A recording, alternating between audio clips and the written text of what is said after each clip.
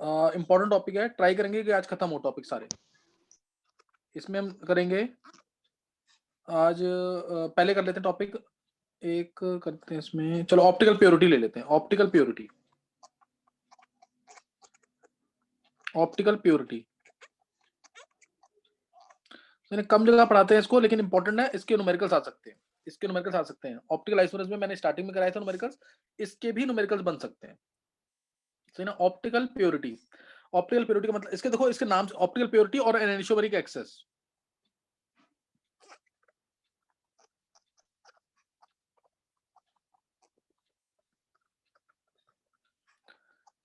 एनिसोमेरिक access, इसके नाम से क्या पता लग रहा है? बस वही इसका फॉर्मूला है। इसके नाम से क्या पता लग रहा है? इसके नाम से पता लग रहा है कि कौन सा एक ऑप्टिकली एक्टिव एनेंशियोमर कितना प्योर फॉर्म में है। देखो मान लो अगर मैंने तुम्हें बोला से 60% डी है और या आर है, 60% आर है और 40% एस है, 40% एस रहा होगा, तो डी कितना परसेंट प्योर है? डी कितना परसेंट प्योर है बोलो? डी कितना परसेंट प्योर रहेगा इसमें?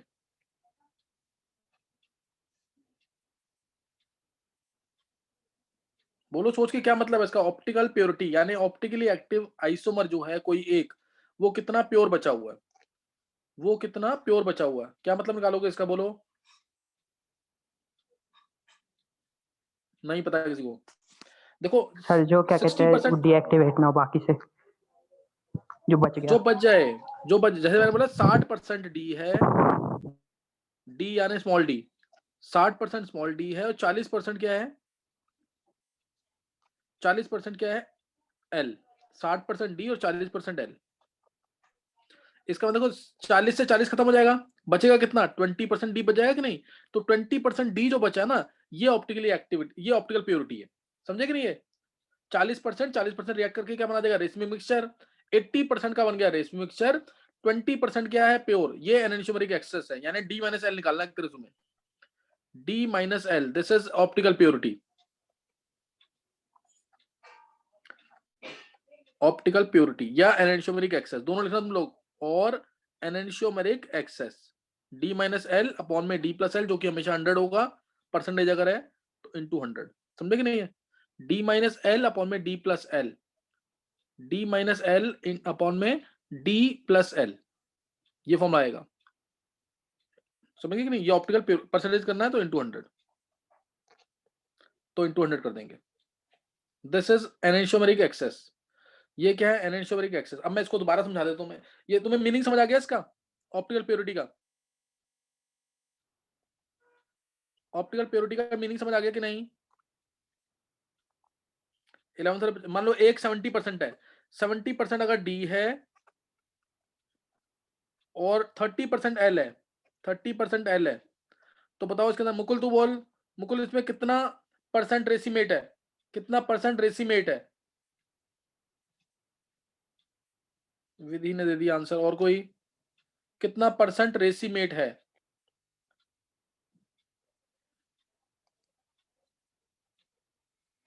बोलो कितना परसेंट रेसिमेट होगा इसके अंदर?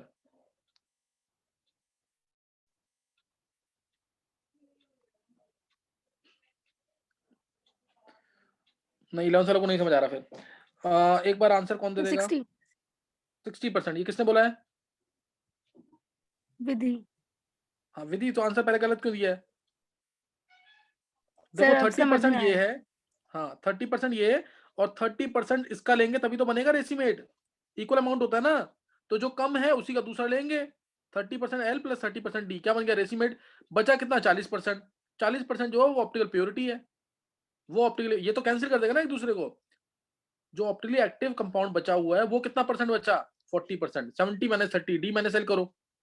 मतलब समझ आया कि नहीं? ये 70 माइनस 30 क्या आ जाएगा? 40। नहीं समझ आया अभी? आगे सर।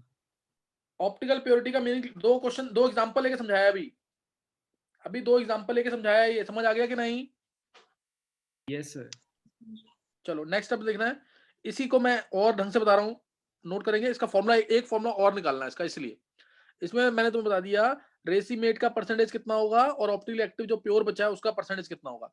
अब तुम्हें बता रहा हूं मैं इसी के अंदर इसके अंदर बता रहा हूं मैं तुम्हें एग्जांपल लेके, सपोज मेरे पास एग्जांपल है, एक है यही एग्जांपल होगा हर जगह, +2 बुटानॉल है एक जगह, +2 बुटानॉल है, और दूसरा है -2 बुटानॉल। अच्छा, +2 बुटानॉल हो या -2 बुटानॉल हो, दोनों की जो ऑप्टिकल रोटेशन है वो इक्वल आएगी कि नहीं? जो इसकी ऑप्टिकल रोटेशन है वो इक्वल आएगी कि नहीं? Specific optical rotation, specific optical rotation, तीसरा ये ले लेते हैं, स्पेसिफिक ऑप्टिकल रोटेशन इक्वल आएंगी ना दोनों की, एक की क्योंकि प्लस है, दूसरे की क्या होगी माइनस। स्पेसिफिक ऑप्टिकल रोटेशन देखो, +2 बुटानॉल, -2 बुटानॉल और ऑप्टिकल रोटेशन, मान लिया मैंने ये है 100%, तो ये कितना होगा 0, ऑप्टिकल रोटेशन आई 13.6, जो एग्जैक्ट वैल्यू मैंने बताया 13.6 डिग्री की आई, 13.6 या 13.5 होती है, ये आई इसकी ऑप्टिकल रोटेशन, ये क्या आई इसकी ऑप्टिकल रोटेशन। अब बताओ, ध्यान देना इधर, अगर ये अब 0% हो जाता है, ये प्लस में है, अगर ये 0 है और ये 100% है, तो ऑप्टिकल रोटेशन कितनी आएगी?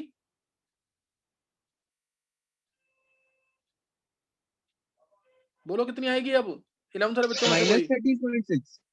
हाँ, -13.6। अभी ये मीनिंग क्लियर हो रहा है कि नहीं?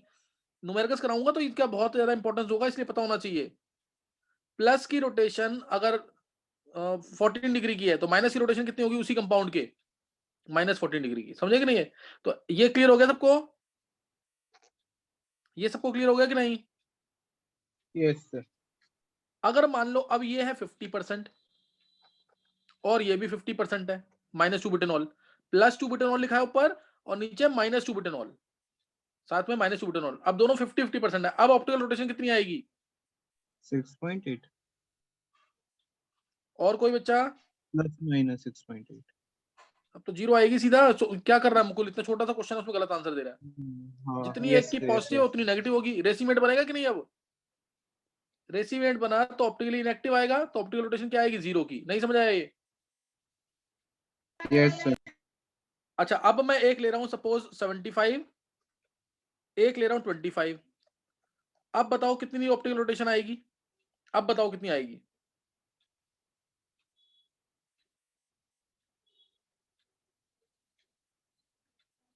चलो, ऑप्टिकल प्योरिटी क्या होगी? अब बताओ ऑप्टिकल प्योरिटी क्या होगी? Sir 6.8 plus. हाँ, ये तू चिराग, तू तो रुक जाना भी। 75, अब कितनी है ऑप्टिकल प्योरिटी? बोलो ऑप्टिकल प्योरिटी कितनी है अब? 50 50% है, तो रोटेशन जो होगी 50% कौन सी वाली है? प्लस की है कि माइनस की है? प्लस की। प्लस की। तो जो अब ऑप्टिकल रोटेशन आएगी वो आएगी 50% ऑफ 13.6। नहीं समझ आया ये एक मैं फॉर्मूला डिराइव कर रहा हूँ समझा के, आएगी कि नहीं? जो ऑप्टिकल रोटेशन आएगी वो क्या आएगी? Yes, sir. 50% किसकी? प्लस वाले की, और वो भी कितनी? 50% ऑफ 13.6। नहीं समझ आया? Yes sir. हाँ, तो ये देखो, ये क्या आया 50/100 ऑप्टिकल रोटेशन जो आएगी, जो ऑप्टिकल रोटेशन आएगी वो आएगी 50/100 of 13.6। Clear? 50/100 of 13.6, this will be the optical rotation now. और ये क्या चीज है? ये क्या है? प्योर है कि इम्प्योर है ये वाला? ये सर प्योर है कि इम्प्योर? प्योर है। हाँ, ये प्योर है ना। और अब जो आ रही है वो किसकी आ रही है? मिक्सचर की आ रही है कि नहीं? ये जो आ रही है मिक्सचर की आ रही है कि नहीं? Specific rotation of mixture.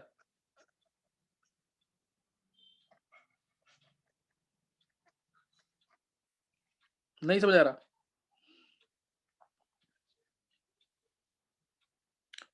देखो 75% ये लिया, 25% ये लिया, मिक्सचर की रोटेशन क्या आई? 50% ऑफ 13.6। तो ये अब फॉर्मूला नहीं समझ आया तो फॉर्मूला याद करो सीधा। बहुत सिंपल तरीके से बताया मैंने। अब ये है, तुम खुद कह रहे हो कि ये प्योर की है, ऑफ प्योर एनेंशियोमर, और इधर क्या है? Specific rotation of mixture,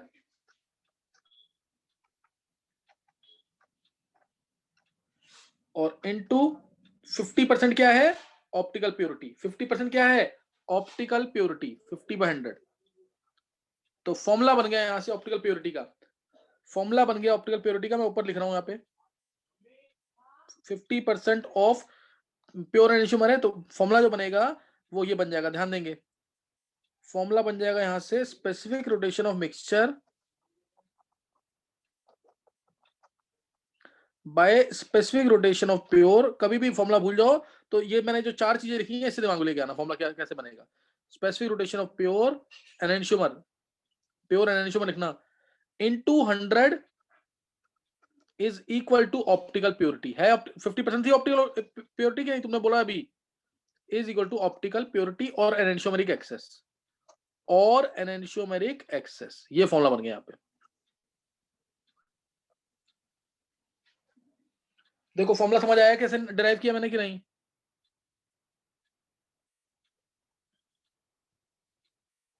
Yes, sir. इसको समझ लेना। ऑप्टिकल प्योरिटी के 2 फॉर्मूले हैं, एक फॉर्मूला स्पेसिफिक रोटेशन की टर्म्स में और एक formula direct D minus L. चलो अब इसका क्वेश्चन लिखेंगे, छोटा सा एक क्वेश्चन है इसका। देखो, calculate optical purity and specific rotation of mixture. Calculate optical purity और एनेंशियोमेरिक एक्सेस, एक ही बात है, and specific rotation of mixture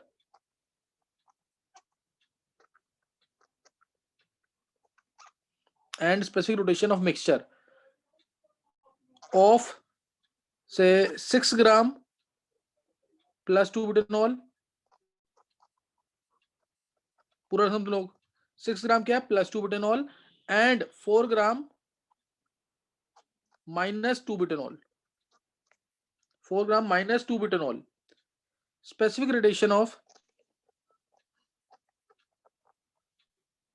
pure plus 2 butanol is 13.6 degree. निकालो आंसर।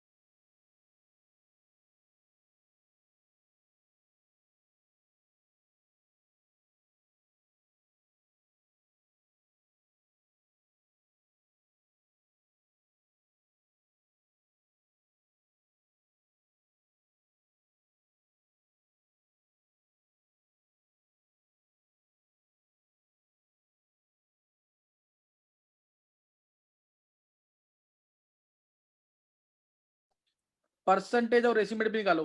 चिराग और कुणाल ने आंसर निकाल दिया है, ये भी निकालो। देखो उधर तुम्हें यहां दिख रहा होगा टोटल ग्राम कितना दोनों का मिलाकर, 6 ग्राम ये 4 ग्राम ये, टोटल हो गया 10 ग्राम। तो परसेंटेज आ गई प्लस 2 बुटेनॉल की 60, प्लस 2 बुटेनॉल हो गया 60%। हाँ सही है, प्लस 2 बुटेनॉल हो गया 60%, माइनस 2 बुटेनॉल हो गया 40%। तो रेसिमेट बन गया कितने का 80% का, 20% आ जाएगा प्योर। ऑप्टिकल प्योरिटी आ गई, ऑप्टिकल प्योरिटी और एनेंशियोमेरिक एक्सेस। कोई डाउट किसी को? 20% आ गया ये। ऑप्टिकल प्योरिटी कितनी आ गई 20% की, 20% की ऑप्टिकल एक्टिविटी आ गई। अब यहां पे मैंने तुम्हें डायरेक्ट सिखाया specific rotation of mixture, direct concept. Specific rotation of mixture क्या होगा,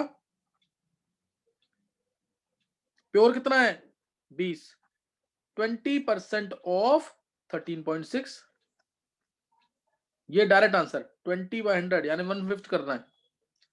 13.6 ये कितना आया 2.72 आया ना, यही आंसर होगा 2.72 डिग्री का। और नहीं तो तुम फॉर्मूला अप्लाई करो। ऑप्टिकल प्योरिटी निकाल ली है 20, ऑप्टिकल प्योरिटी 20 है।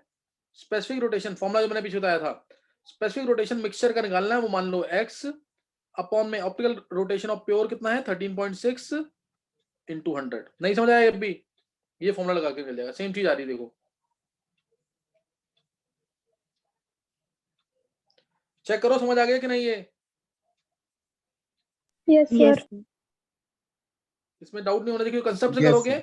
ये मैंने कंसेप्ट से सिखा दिया, ये डायरेक्ट फॉर्मूले से, इधर फॉर्मूले से दोनों से। रेसिमेट की परसेंटेज भी निकल गई 40, जो कम वाला है उसको डबल कर दो, वो रेसिमेट की परसेंटेज, जो कम वाला है उसको डबल कर दो, वो रेसिमेट की परसेंटेज होगी। तो यहाँ पे तुम्हें ये समझ आ गया होगा। नेक्स्ट नोट करना क्वेश्चन, एक क्वेश्चन और लिखेंगे ऐसे ही, ताकि फॉर्मूला यूज करना आ जाए। देखो ये ना ये चीजें कम करवाएंगे बहुत कम जगह, लेकिन हाँ आ गया तो फिर फंस जाओगे, और टफ नहीं है कोई ये। नेक्स्ट नोट करना है एक, मान लो एक और मान लेते क्वेश्चन है सही। चलो डी है मान लिया 80% और इसकी रोटेशन है 40 डिग्री की। स्पेसिफिक रोटेशन है डी वाले की, डी वाले की है स्पेसिफिक रोटेशन 40 डिग्री की। ये स्पेसिफिक रोटेशन है इसकी डी की 40 डिग्री की। एल है 20%, एल कितना बचा 20%। एल क्या पता दे भी ना, डी दे दे 80% और इसकी स्पेसिफिक रोटेशन है 40 डिग्री की। अब तुमसे बोला अब निकालो इसकी ऑप्टिकल प्योरिटी, रेसीमेट कितना बनेगा, और specific rotation of mixture. Specific rotation of mixture क्या होगी,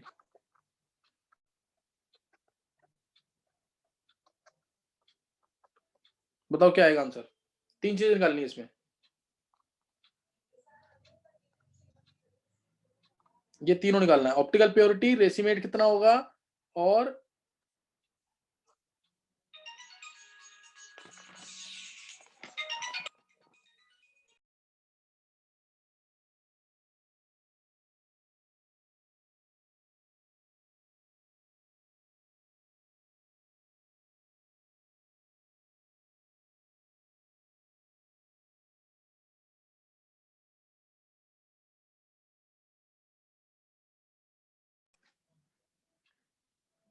निकाल लिया आंसर, कुणाल ने निकाल लिया एक।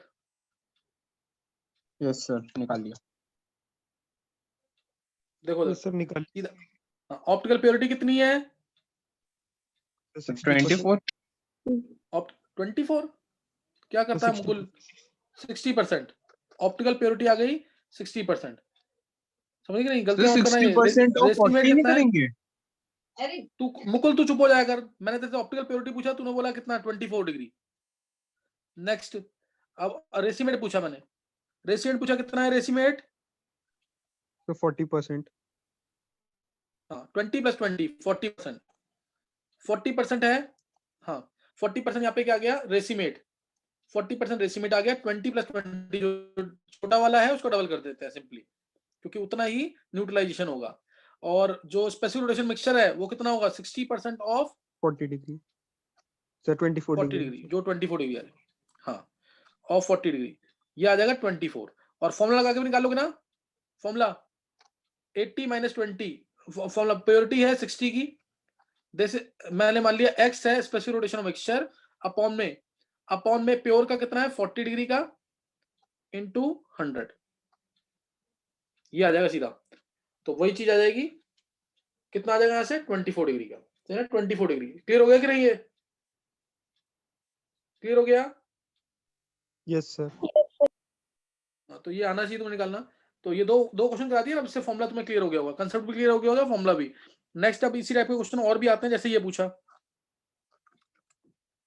क्वेश्चन है स्पेसिफिक रोटेशन 2 पिटनॉल का दे रखा है -30, specific rotation of -2 butanol, -2 butanol is -36 degree की है। What is composition of mixture, -36 degree है। कैलकुलेट परसेंटेज, लिख दो परसेंटेज ऑफ मिक्सचर,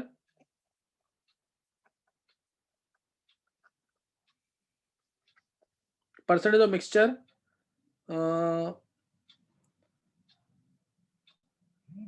इसमें निकालो परसेंटेज निकालना मिक्सचर का, माइनस का दे रखा है तुम्हें 36 डिग्री का, सही है। और परसेंटेज निकालना तुम्हें मिक्सचर का,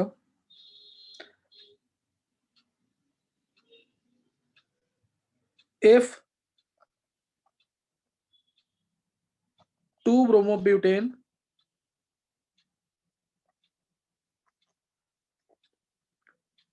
टू ब्यूटेनॉल आएगा, इफ 2-butanol if 2-butanol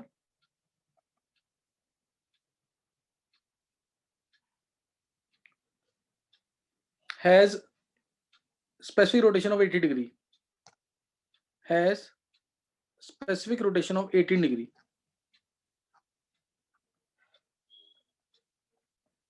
निकालो।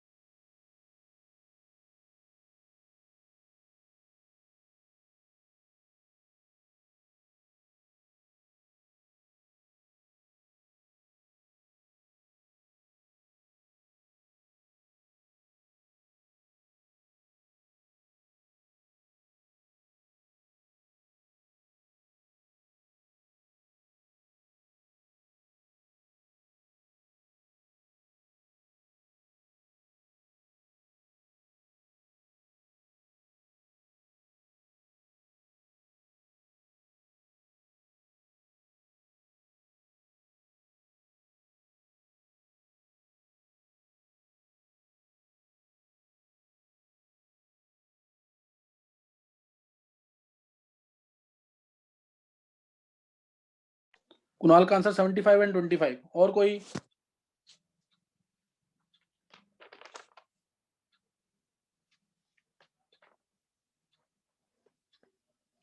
और किसी ने आंसर निकाला इसका?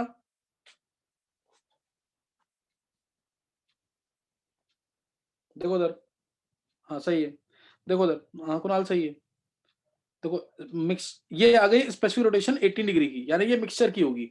मान लिया मैंने प्लस 2-butanol जो है इसमें एक्स है परसेंटेज उसकी, परसेंटेज मान ली एक्स, रोटेशन कितनी होगी उसकी, माइनस की है -36 डिग्री, तो प्लस की कितनी होगी, +36 डिग्री। तो x इंटू 36 प्लस 1 - x कह लो या 100 - x, टोटल मोल फ्रैक्शन ले लो या फिर परसेंटेज ले लो। x into 36 plus 100 - x into -36 या 1 - x into -36, this is equal to 18 degree. यही किया है कुणाल? Yes sir. ये बिल्कुल सिंपल फॉर्मूला था, इसमें कोई फॉर्मूला अप्लाई नहीं करना ऊपर वाले, ये बिल्कुल सिंपल तरीके से होता है। माइनस की रोटेशन -36 डिग्री की है, तो प्लस की रोटेशन +36 डिग्री होगी। एक की परसेंटेज x मान ली, तो दूसरे की कितनी होगी 1 - x, और नेट कितना आ रहा है 18। सॉल्व करेंगे 25-75 आ जाएगा आंसर। सर स्पेसिफिक 25 रोटेशन की तो डेफिनेशन में ये होता है ना 100% प्योर लेते हैं जब। हाँ तो सर आपने बोला तो अगर कि इफ ट्यूब बुटानॉल। मेरी बात सुन, अगर तू प्लस वाले की प्लस 2 बुटेनॉल की रोटेशन है 2 डिग्री की, तो माइनस वाले की रोटेशन चाहे कितना भी हो उसकी -2 डिग्री नहीं होगी रोटेशन? हाँ सर होगी, लेकिन वो फिर सर इस वजह से कंफ्यूजन हो गया ना क्वेश्चन में कि पता नहीं क्या दे रखे कि ऊपर फिर लगा कि ऊपर वाले की भी शायद इसमें से नहीं मिक्सचर की दे चिराग, रखी ये हो। तो कोई, चिराग सुन मेरी बात, ये तो कोई अज्यूम करना पड़ेगा ये किसकी है, मैंने 2 बुटेनॉल लिखा है ना।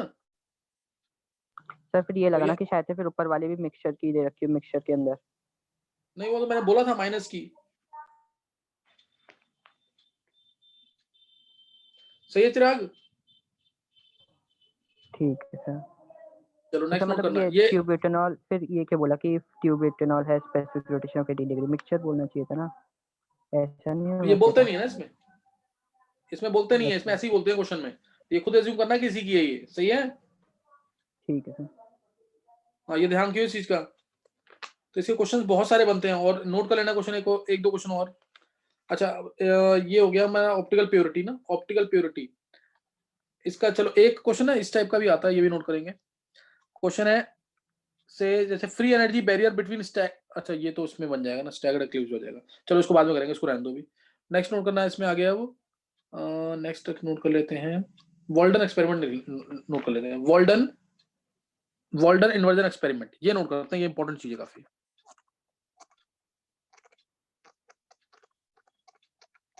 वॉल्डन इन्वर्जन एक्सपेरिमेंट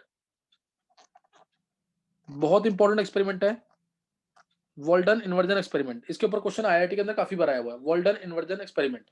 तो इसको नोट करना है, और एक टॉपिक और करना है रेजोल्यूशन का, एक टॉपिक और क्या करना है रेजोल्यूशन का। पहले नोट करेंगे वॉल्डन इन्वर्जन एक्सपेरिमेंट। तो वॉल्डन इन्वर्जन एक्सपेरिमेंट क्या है, देखो अगर मैं तुमसे पूछूं, ध्यान देना, अगर मैं तुमसे पूछता हूँ ये ऑप्टिकली एक्टिव है कि नहीं, CH3HD और से मैंने ले लिया T, मैंने तुमसे पूछा ये ऑप्टिकली एक्टिव है कि नहीं, ऐसे ही एक ले लिया मैंने MeCl35 Cl37H, मैंने बोला इनमें से कोई ऑप्टिकली एक्टिव है कि नहीं, कोई भी ले लिया कंपाउंड, मैंने ले लिया MeOH16 OH18H, समझ गए नहीं, या फिर आई ले लेते हैं स्पेशली, चलो आई को तो मैं एक्सपेरिमेंट ही करूंगा, एन ले लो। चलो इसी में बताओ ये पहला वाला ऑप्टिकल एक्टिव है कि नहीं, दूसरा और तीसरा, एक एन एक ऑब्जेक्टिव बन जाएगा। एमी ले लिया NH214 NH215 N15 वाला है और H, तो A B C D 4 options हैं, which is optically active, CD, बोलो जल्दी से आंसर क्या आएगा, कौन सा इसमें से ऑप्टिकली एक्टिव है, कौन सा ऑप्टिकली इनएक्टिव है? सर सारे ऑप्टिकल एक्टिव है। हाँ सारे ऑप्टिकल, वंश ने दिया आंसर। Yes sir. अच्छा और कोई? सर सिर्फ ए वाला। हाँ यही आंसर है, A, only A is optically active, सिर्फ ए ही ऑप्टिकली एक्टिव है, इसीलिए वॉल्डन ने एक्सपेरिमेंट किया था, उसने बनाया रेशमी मिक्सचर, उसने क्या बनाया, रेशमी मिक्सचर आई को लेकर, I127 होता है और रेडियो एक्टिव वाला I131 होता है, उसने एक जगह रखा I127 को, एक जगह रखा I131 को, और फिर बनाया उसने रेशमी मिक्सचर।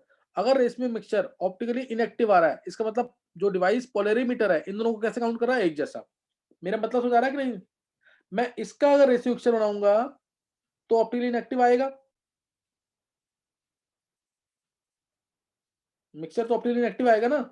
मैं बात कर रहा हूं I127 I131 की, ध्यान देंगे इधर, इसमें सिर्फ ए था, यानी जो पोलरिमीटर डिवाइस है, ध्यान देंगे पोलरिमीटर डिवाइस के लिए which is used to measure optical rotation, और पोलरिमीटर डिवाइस क्या होता है, which is used to measure optical rotation, starting में बताया था मैंने थोड़ा बहुत इसके बारे में। उसके लिए H जो है that is not equal to D और not equal to T, लेकिन O16 और O18 को वो क्या मानता है, एक, N14 और N15 को क्या मानता है, वो सेम मानता है इसको। इसके अलावा कार्बन 12 कार्बन 14 को, मतलब बाकी सारे आइसोटोप सेम, I127 और I131 ये सेम है इस डिवाइस के लिए, पोलरिमीटर डिवाइस के लिए they all are same, clear, polarimeter device के लिए सब क्या है, सेम है। I127 आ गया, I131, ये दोनों क्या है, सेम। अब ये प्रूफ देखेंगे इसका, देखो वॉल्डन एक्सपेरिमेंट, इसमें क्या है, इसमें क्या किया, जैसे मान लो आईआईटी के अंदर क्वेश्चन भी आए हुए इसके, मान लो मैंने लिया 2, इसको मैं रब कर रहा हूँ, नोट कर लिया ना पूरा है। यस हाँ, मैंने लिया 2 आयोडोब्यूटेन, क्लियर, मैंने क्या लिया 2 आयोडोब्यूटेन, बहुत ध्यान से समझना इसको, वॉल्डन एक्सपेरिमेंट कर रहे हैं हम यहाँ पे, वॉल्डन इन्वर्जन एक्सपेरिमेंट। 2 आयोडोब्यूटेन लिया, ये रहा CH3CH I ET लिख रहा हूँ मैं, इथाइल को ET और ME लिख दूंगा उसको भी। 127 लिया, इसमें इसको डाला मैंने NaI एसीटोन के अंदर, NaI सॉल्वेंट लिया, एसीटोन, सॉल्वेंट एसीटोन ही क्यों लिया है, क्योंकि एसीटोन के अंदर NaI सॉल्युबल होगा, NaI सॉल्युबल, NaCl नहीं सॉल्युबल होगा, NaCl क्यों सॉल्युबल नहीं होगा, या NaF क्यों सॉल्युबल नहीं होगा, क्योंकि ये दोनों तो बहुत ज्यादा आयनिक है, ये पानी के अंदर ज्यादा सॉल्युबल होंगे, एसीटोन के अंदर कम, NaI तो क्या है, कम आयनिक है, तो वो एसीटोन में सॉल्युबल होगा, तो रिएक्शन प्रॉपरली करेगा, इसीलिए हमने क्या लिया, NaI इन एसीटोन सॉल्वेंट। अब देखो NaI कौन सा लिया, 131 वाला, NaI लिया 131। अब ये क्या होगा, इसके अंदर ध्यान देना पूरा, अब इसमें I जो है इलेक्ट्रॉन लेके गया यहाँ से, I ये वाला इलेक्ट्रॉन लेके जा रहा है, और रेडियो एक्टिव वाला जो आयोडीन है वो बैक साइड से अटैक करेगा, क्योंकि फ्रंट से अटैक करेगा तो ये वाला I इसको रिपेल कर देगा, यानी मैकेनिज्म कौन सा चल रहा है, SN2 एक तरह से, जब बैक साइड से अटैक होता है सिर्फ तो SN2 मैकेनिज्म, SN2 पहले भी बता रखा है मैंने, बैक साइड से अटैक हो रहा है, तो इसमें जब ये अटैक करेगा तो आंसर आएगा ये CH3 CH ET यानी इथाइल, और पीछे आ गया I नेगेटिव यानी 131 वाला। कोई डाउट यहाँ पे किसी को, कोई डाउट किसी को यहाँ पे? No sir. यस हाँ, अब ये I131 वाला यानी रेडियोएक्टिव आयोडीन तब तक अटैक करता रहेगा, कब तक अटैक करेगा ये I131?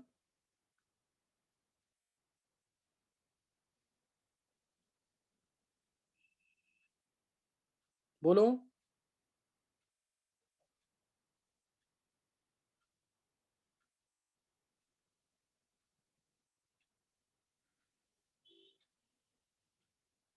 कब तक अटैक करेगा, जब तक इक्विलिब्रियम स्टेज नहीं आ जाती, यानी जब तक दोनों का अमाउंट बराबर नहीं हो जाता, जब तक दोनों का अमाउंट क्या नहीं हो जाता, बराबर नहीं हो जाता, ये तब तक NaI131 अटैक करता रहेगा जब तक ये प्लस वाला है, मान लो +2 आयोडोब्यूटेन था, ये क्या था +2 आयोडोब्यूटेन, और ये माइनस वाला जिसमें रेडियोएक्टिव है, जब तक ये दोनों क्या नहीं हो जाते, बराबर नहीं हो जाते, 50% ये हो जाए 50% ये हो जाए, तो उसके इसमें नेट ऑप्टिकल रोटेशन क्या आनी चाहिए, 0। अगर ये दोनों I सेम है तो नेट ऑप्टिकल रोटेशन 0 आनी चाहिए, अभी तो दोनों I अलग है ना, ये दोनों I सेम है अलग है, अलग है। अलग है ना, तो नेट ऑप्टिकल रोटेशन क्या 0 आनी चाहिए,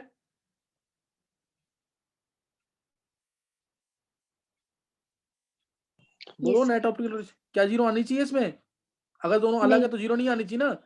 रेशियो मिक्सचर कब बनता है, जब चारों ग्रुप जो लगे वो सेम हो, इसमें तो सेम है नहीं, but optical rotation was coming out to be 0, that means जो पोलरिमीटर डिवाइस है वो I127 और I131 में डिफरेंशिएट नहीं कर पाता, वो H और D में डिफरेंशिएट कर लेता है, लेकिन इन दोनों में डिफरेंशिएट नहीं कर पाया, इसीलिए ये यहां से प्रूव हो गया कि पोलरिमीटर डिवाइस के लिए जितने भी आइसोटोप्स हैं वो सब एक जैसे होंगे, मतलब ये अगर मैं तुमसे कंपाउंड बोलूं, यहाँ पे Me लगा हुआ है, यहाँ H लगा हुआ है, यहाँ पे I127 लगा हुआ है, या नीचे I131 लगा हुआ है, तो तुम इसे क्या बोलोगे, ऑप्टिकली एक्टिव इनएक्टिव, इसे क्या बोलोगे, optically active inactive, inactive. Inactive inactive, हाँ ये दोनों सेम है पोलरिमीटर, और H और D लगे यहाँ पे HDT लगे होते तो क्या बोलते हैं, एक्टिव एक्टिव एक्टिव, समझ गए कि नहीं, ये समझाने के लिए बताया मैंने, समझ आ गया एक्सपेरिमेंट कि नहीं? यस हाँ, तो यही क्वेश्चन आया था कि optically active +2 iodobutane with this on reaction with NaI131 in acetone gives an optically active inactive mixture, gives an optically inactive mixture, क्यों, क्योंकि एक रेशमी मिक्सचर बनता है पोलरिमीटर डिवाइस के लिए, I127 वाला और I131 वाला दोनों क्या है, सेम है, तो ये तुम्हें यहाँ पता होना चाहिए, इंपॉर्टेंट चीज है। अब इसमें, अब उसके बाद क्वेश्चन कैसे आए, इसके क्वेश्चन ऐसे आए, अगर रिएक्शन का रेट ऑफ, ध्यान देना इंपॉर्टेंट है यहाँ पे, रेट ऑफ रिएक्शन है R1, जल्दी बताना आंसर का थोड़ा, रेट ऑफ रिएक्शन है R1, रेट ऑफ से इन्वर्जन, रेट ऑफ इन्वर्जन यानी बैक साइड से जो अटैक हो रहा है वो है R2, तीसरा रेट ऑफ रेडियो एक्टिविटी यानी जो I131 आ रहा है, रेट ऑफ रेडियो एक्टिविटी वो है R3, एक और लेते हैं, रेट ऑफ रेसिमाइजेशन, वो है R4। तो तुम्हें रिलेशन बतानी है सब में, इन R1 R2 R3 R4 में क्या रिलेशन होगी, R1 R2 R3 R4 में क्या रिलेशन, फास्ट बताना, थोड़ा टाइम हो जाएगा नहीं तो। R1 R2 R3 R4 में क्या रिलेशन होगी, बोलो।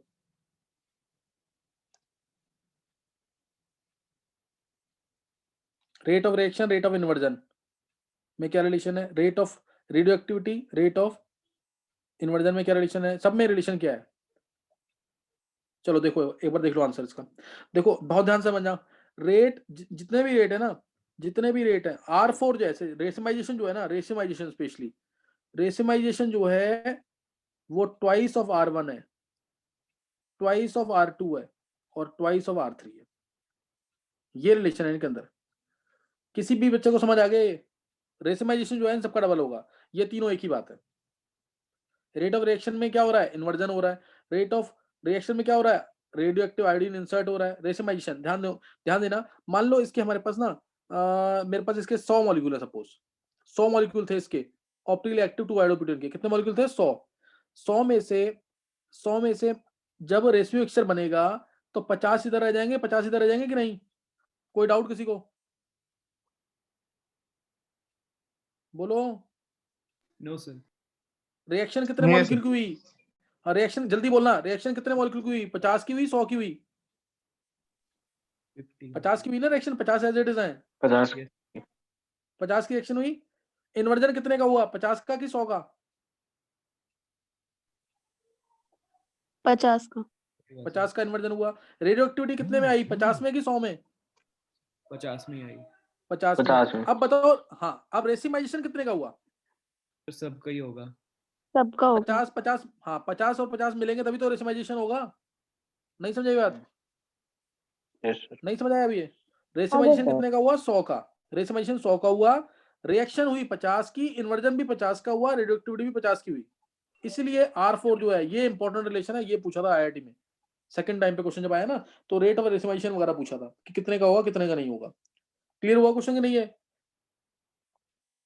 यस रेट ऑफ रिएक्शन जो है Yes. Half of rate of racemisation, rate of reaction क्या है, half of rate of racemisation.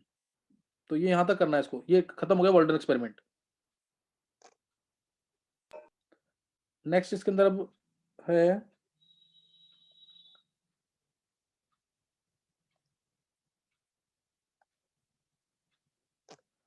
चलो नेक्स्ट नोट करना आगे इसमें, नेक्स्ट रेजोल्यूशन।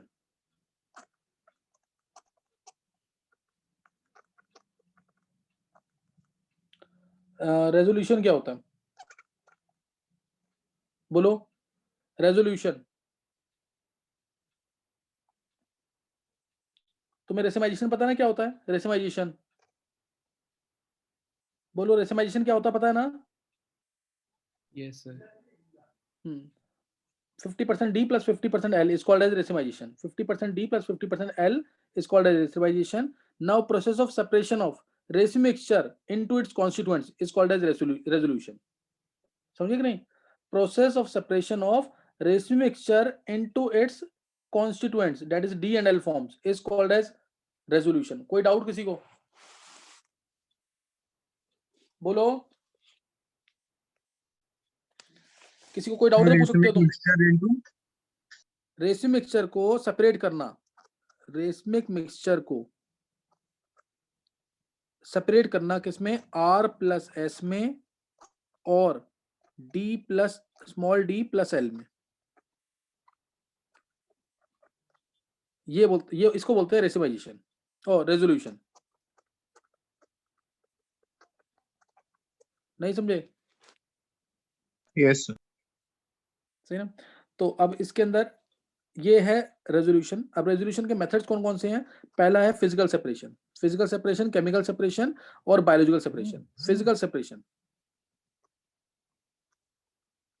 फिजिकल सेपरेशन देखो, अगर हम सोचें, हम बोल देते हैं इसमें थ्योरी में बोल देते हैं कि फिजिकली सेपरेट हम कैसे कर सकते हैं, by hand picking using tweezers, by hand picking using tweezers. जैसे फोर्सअप वगैरह यूज करते हैं ना, वो अनिल ने वाला एक्सपेरिमेंट किया होगा पील ऑफ करके, तो ऐसे ही ट्वीजर्स यूज करके हम इसको कर सकते हैं। एक डी को अलग निकाल लिया बाहर, एल रह जाएगा, लेकिन ये टाइम कंज्यूमिंग होता है, ये टाइम कंज्यूमिंग होता है, ये पॉसिबल है नहीं वैसे। क्यों पॉसिबल नहीं है? क्योंकि देखो एनेंशियोमर जो है उनकी फिजिकल प्रॉपर्टीज क्या होती है? एनेंशियोमर्स की फिजिकल प्रॉपर्टीज क्या होती हैं? बोलो, एनेंशियोमर्स की फिजिकल प्रॉपर्टीज क्या होती हैं? सेम की डिफरेंट? Same. एनेंशियोमर्स की जो फिजिकल प्रॉपर्टीज हैं वो सेम होती हैं। उसका boiling point, melting point, surface tension, viscosity, density, ये सब क्या होता है? सेम होता है। जब सेम है तो हम ना तो फ्रैक्शन, बॉइलिंग पॉइंट सेम है इसलिए हम फ्रैक्शनल डिस्टिलेशन से अलग नहीं कर सकते दोनों को। जब बॉइलिंग पॉइंट सेम है तो फ्रैक्शनल डिस्टिलेशन से हम अलग नहीं कर सकते। और क्योंकि सॉल्युबिलिटी सेम है इसलिए हम क्रिस्टलाइजेशन से भी दोनों को अलग नहीं कर सकते, डी और एल को। ये बात समझ आ गई कि नहीं? Yes. समझ आ गया कि नहीं? ये तो क्या फिजिकल सेपरेशन पॉसिबल है? क्या फिजिकल सेपरेशन पॉसिबल है? किसी No, बच्चे को sir. डाउट इसमें?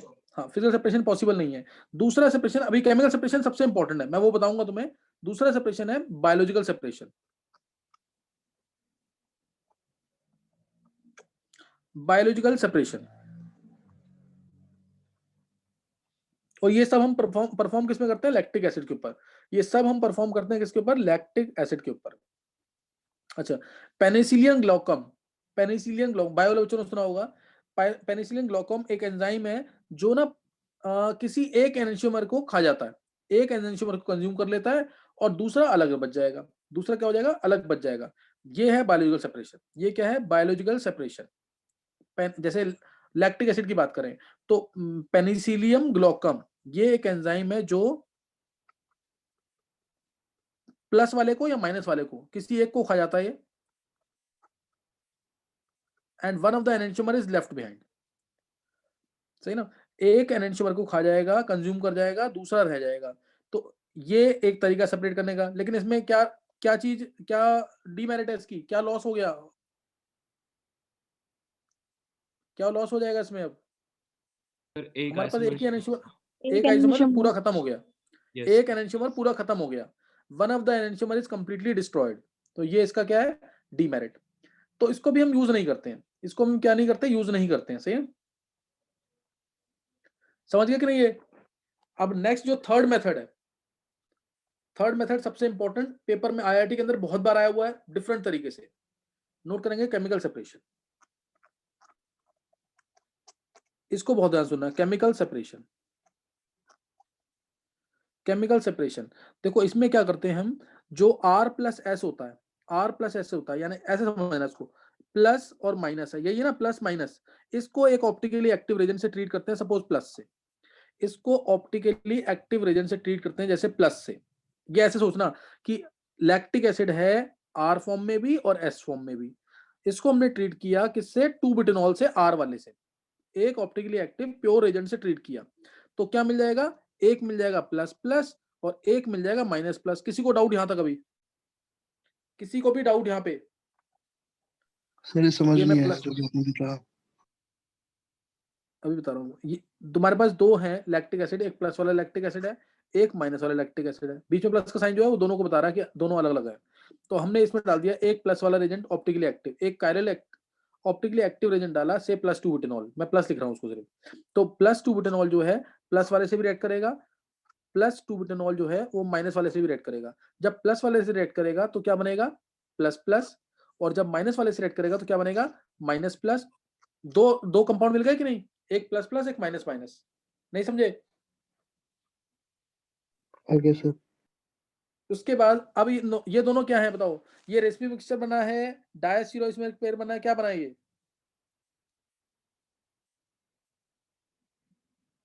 बोलो ये क्या बना? Sir diastereoisomer pair. हाँ, ये बन गया डायस्टीरोइसमेरिक पेयर।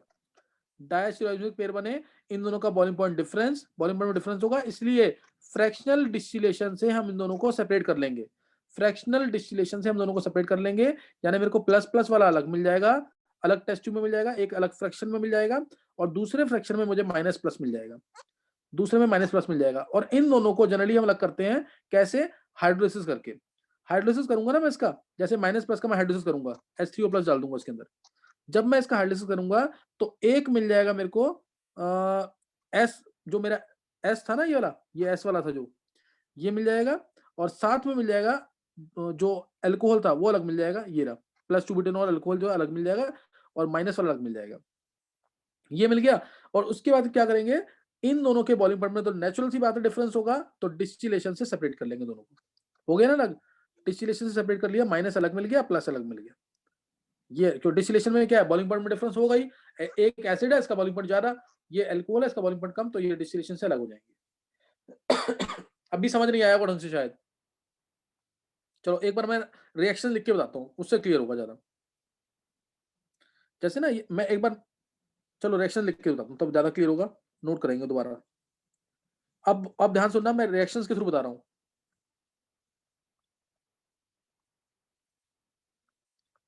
मैंने एस्टेरिफिकेशन रिएक्शन पढ़ाई हुई है। अगर मान लो ये कंपाउंड है, ध्यान देंगे, या एग्जांपल ही ले लेता हूं मैं, CH3 स्टील बॉन्ड OOC3H7 है सपोज, इसमें अगर मैं H3O+ डालता हूं, H3O+, तो क्या मिलेगा? 11th वाला कोई बच्चा बता सकता है इसमें क्या मिलेगा? इसमें 11th वाला बच्चा कोई बता सकता है इसमें क्या मिलेगा? सर CH3COOH हाँ और C3H7OH।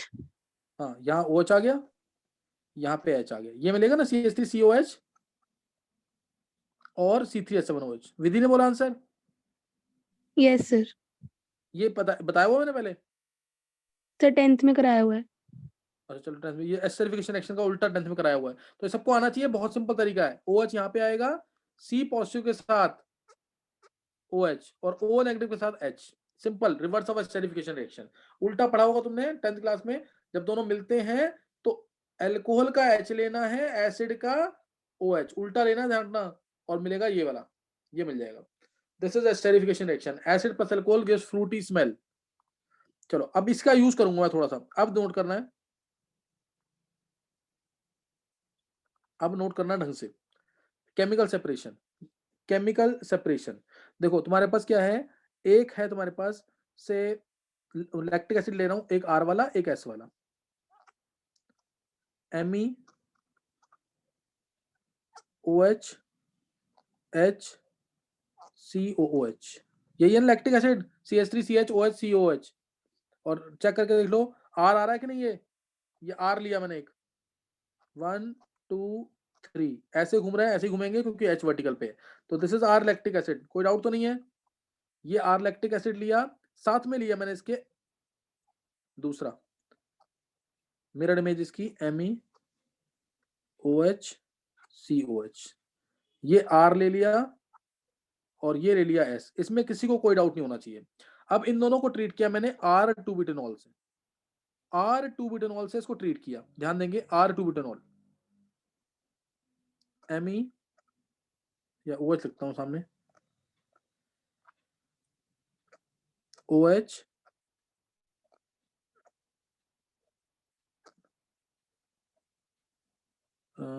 CH3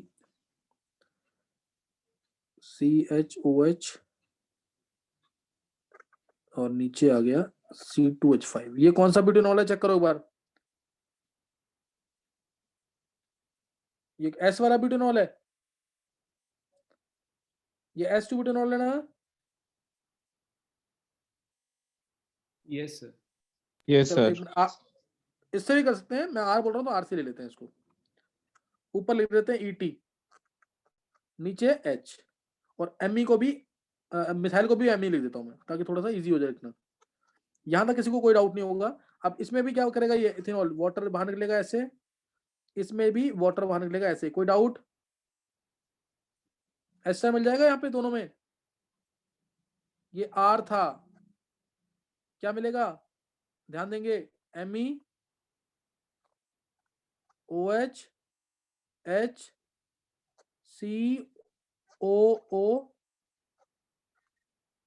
ETHME, कोई डाउट किसी को?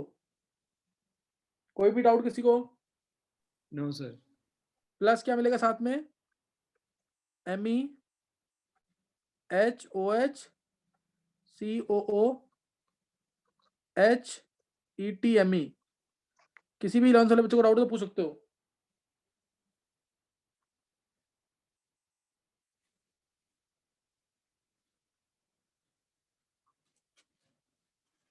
किसी भी 11 साल बच्चे को डाउट है तो पूछ सकते हो तुम।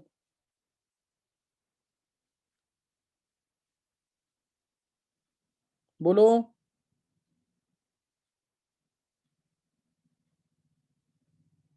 नहीं है सर।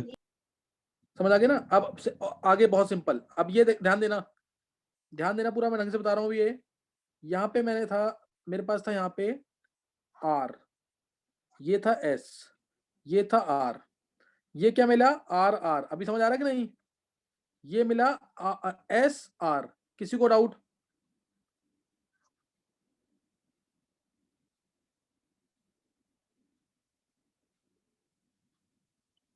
किसी को कोई डाउट? नहीं है सर। ये आर आर, ये एस आर, तो ये दोनों कौन से पेयर हैं? डायस्टीरोइसोमरिक पेयर हैं कि एनेंटियोमरिक पेयर हैं? डायस्टीरोआइसोमर। दोनों का बॉइलिंग पॉइंट सेम होगा, डिफरेंस होगा?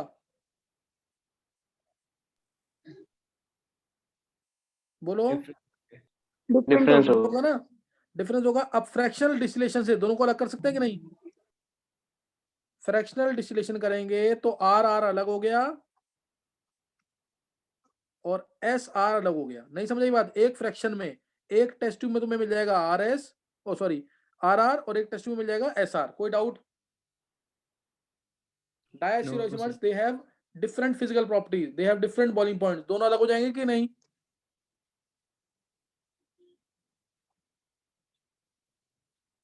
बोलो यहाँ पे जल्दी।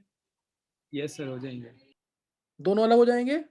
यहाँ ये दोनों अलग हो गए, आर आर अलग, एस आर अलग, आर आर अलग हो जाएगा, एस आर अलग हो जाएगा। अब ध्यान देंगे, दोनों अलग हो चुके हैं।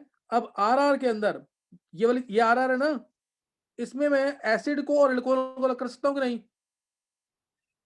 अभी बताया मैंने पीछे, जो विधि ने कहा था ये 10th में पढ़ रखी है रिएक्शन, वही रिएक्शन कर सकते हैं इसमें कि नहीं?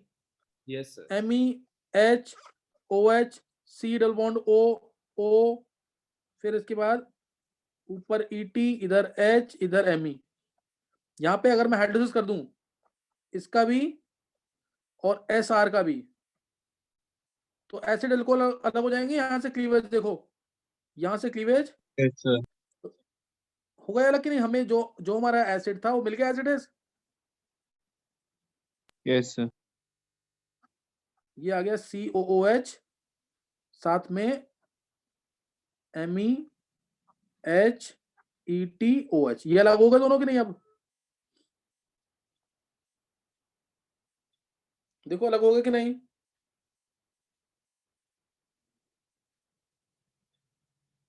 बोलो। यस जब ये अलग हो गए, अब इन दोनों के बॉइलिंग पॉइंट में डिफरेंस है कि नहीं? इसके और इसके बॉइलिंग पॉइंट में डिफरेंस है कि नहीं?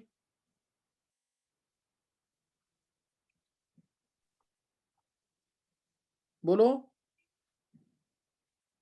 एक एसिड है, मतलब एक लैक्टिक सर एसिड है। है। हाँ बॉइलिंग, अब तो अभी तो सिंपल डिस्टिलेशन से अलग कर सकते हैं दोनों को। ये आर मिल गया मेरे को, ये मिल गया R 2 बुटेनॉल। अब इन दोनों को अलग कर देंगे तो R लैक्टिक एसिड अलग प्लस R 2 बुटेनॉल अलग। मेरे को R वाला मिल गया कि नहीं आंसर यहाँ पे? अब यस सर। R मिल गया यहाँ पे। ऐसे ही मैं इधर से जब सेपरेट करूंगा तो S प्लस R अलग मिल जाएंगे मेरे को कि नहीं? इन दोनों को डिस्टिलेशन करके अलग कर दूंगा। यहाँ डिस्टिलेशन करना है। नहीं समझे बात? कैसे सेपरेट किया रेसिपी मिक्सचर को, समझ आया कि नहीं? ये यस सर आया। यही क्वेश्चन, इसी से पूरा क्वेश्चन बना हुआ है। 3 या 4 पर IIT के अंदर क्वेश्चन आ चुका है।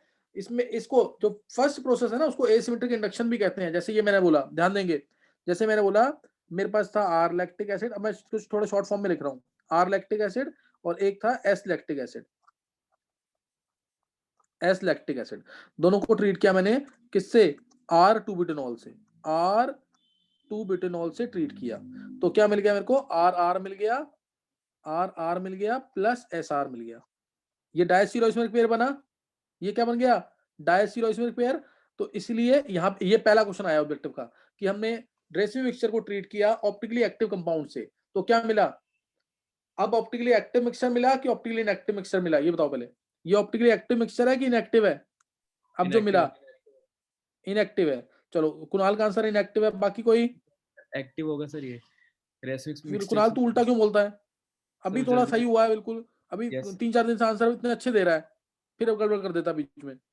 ये डायस्टीरियोइस्मिक पेयर तो क्या होता है, हमेशा ऑप्टिकली एक्टिव, तो ये ऑप्टिकली एक्टिव मिक्सचर मिल गया, ऑप्टिकली एक्टिव मिक्सचर मिल गया। और पहले क्या था, इनिशियली क्या था मिक्सचर, ये inactive इनिशियली sir. क्या था, पहले इनएक्टिव था क्योंकि रेशमी मिक्सचर है, अब क्या है डायस्टीरियोइसोमेरिक है, तो ये ऑप्टिकली एक्टिव है। ये पहला क्वेश्चन आईआईटी एडवांस का, कि ऑप्टिकली एक्टिव मिक्सचर मिल गया यहाँ पे। इस प्रोसेस को हम एसिमेट्रिक इंडक्शन भी कहते हैं। This is also called as asymmetric induction. कोई doubt? This induction is also called as asymmetric induction. समझ गए कि नहीं ये? Yes, sir. ये मिल गया ना, ये डायस्टीरियोइसोमेरिक पेयर मिल गया R R plus S R. अब इसको हम अलग कर लेंगे फ्रैक्शनल डिस्टिलेशन करके। फ्रैक्शनल डिस्टिलेशन करेंगे तो एक फ्रैक्शन में मेरे पास क्या मिलेगा, एक टेस्ट ट्यूब में आर आर मिलेगा, एक टेस्ट ट्यूब में एस आर। उसके बाद आर आर से मेरे को अगर आर लैक्टिक एसिड को अलग करना है तो मैं इसका हाइड्रोलिसिस कर दूंगा, मैंने पीछे करके दिखाया अभी। आर मिल गया लैक्टिक में एसिड प्लस आर मिल गया 2-बुटानॉल, आर 2-बुटानॉल मिल गया। एस आर में किया मैंने हाइड्रोलिसिस, अगर एस आर में हाइड्रोलिसिस मिल गया तो एस लैक्टिक मिल गया प्लस आर 2-बुटानॉल मिल गया, आर 2-बुटानॉल। अब इनको मैं दोनों को आसानी से सेपरेट कर सकता हूं बाय डिस्टिलेशन। डिस्टिलेशन किया तो मेरे को मिल गया आर लैक्टिक एसिड अलग फ्रैक्शन में, ये आर मिल गया लैक्टिक एसिड प्लस आर 2-बुटानॉल अलग, क्योंकि उसका बॉइलिंग पॉइंट कम होगा, लैक्टिक एसिड का बॉइलिंग पॉइंट ज्यादा होगा, आर 2-बुटानॉल। ऐसे इधर भी ये दोनों डिस्टिलेशन से अलग हो जाएंगे। डिस्टिलेशन किया तो एस लैक्टिक एसिड अलग फ्रैक्शन में मिलेगा क्योंकि उसका बॉइलिंग पॉइंट ज्यादा होगा, प्लस आर 2-बुटानॉल अलग मिल जाएगा। हो गया ना सेपरेट? एक टर्म मैंने यूज की थी एसिमेट्रिक इंडक्शन, वो भी ध्यान रखना, मतलब जो इनएक्टिव मिक्सचर है उसको मैंने एक्टिव बना दिया, तो एसिमेट्री क्या कर दी, इंड्यूस कर दी। सही ना? Process of forming optically active mixture from optically inactive mixture is called as asymmetric induction. इसको कायरलिटी इंड्यूस करना भी कहते हैं। हमने क्या इंट्रोड्यूस कर दिया यहाँ पे, कायरलिटी को इंट्रोड्यूस कर दिया। क्या इंट्रोड्यूस किया? कायरलिटी को इंट्रोड्यूस कर दिया इधर। समझ आया कि नहीं ये? चेक करो समझ आ गया कि नहीं ये? Yes sir. तो यहाँ पे ये इंपॉर्टेंट, हाँ ये काफी इंपॉर्टेंट चीज बताई यहाँ पे।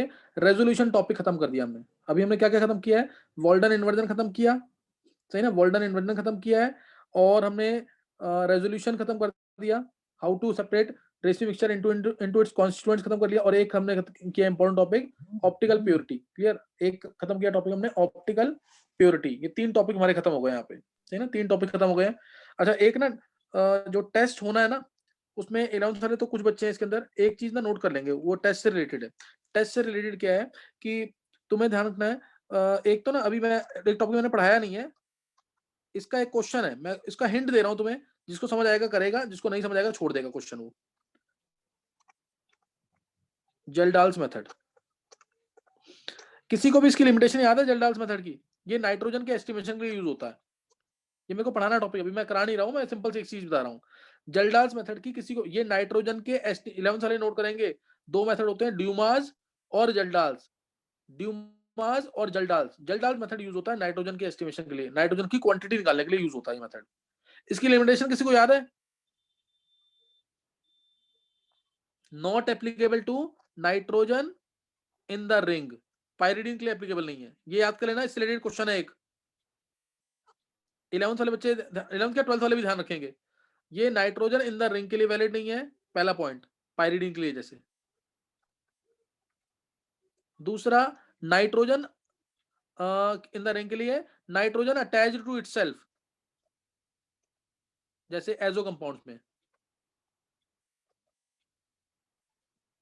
इस तरीके से para hydroxy azobenzene, nitrogen attach to itself. और तीसरा, nitrogen attach to more electronegative atom, nitrogen attach to more electronegative atom. कोई भी नाइट्रोजन, जैसे मैंने एग्जांपल लिया CH3NO2,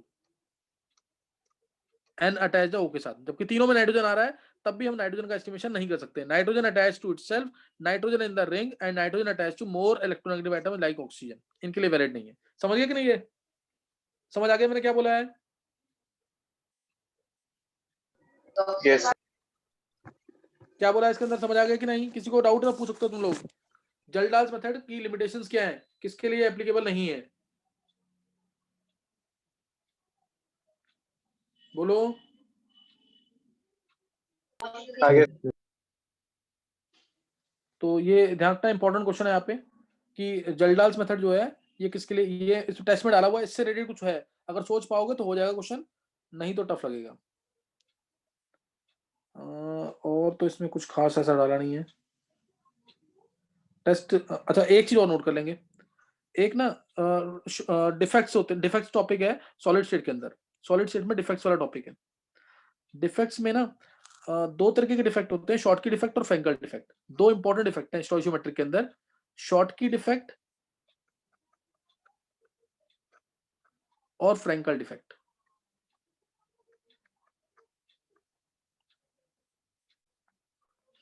अच्छा जो शॉर्ट की डिफेक्ट है ये वैलिड होता है हमारा जब स्मॉल डिफरेंस होगा कैटायन और एनायन के साइज। ये शॉर्ट की डिफेक्ट कब आएगा, जब स्मॉल डिफरेंस होगा कैटायन और एनायन के साइज में, जब स्मॉल डिफरेंस होगा कैटायन और एनायन के साइज में, जैसे NaCl NaBr इस टाइप से, KCl KBr, इसमें जब स्मॉल डिफरेंस होगा कैटायन एनायन के साइज में और कोऑर्डिनेशन नंबर होगा हाई, जैसे इसमें कोऑर्डिनेशन नंबर आता है 6,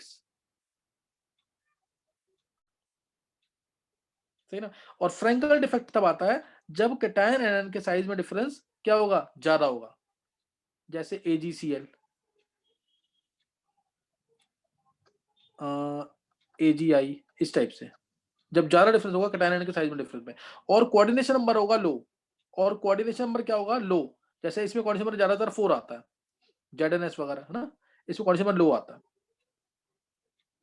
तो ये होता है फ्रैंकल डिफेक्ट के अंदर। और AgBr एक ऐसा क्रिस्टल है, AgBr ये मैं सॉलिड स्टेट में पढ़ाऊंगा तुम्हें। AgBr ऐसा क्रिस्टल है जिसमें दोनों तरह के डिफेक्ट आते हैं, इसमें दोनों डिफेक्ट आते हैं इसमें, क्योंकि साइज डिफरेंस क्या होता है, ऑप्टिमम होता है।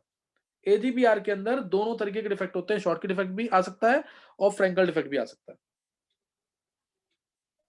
नोट कर लिया ये बात? Yes sir.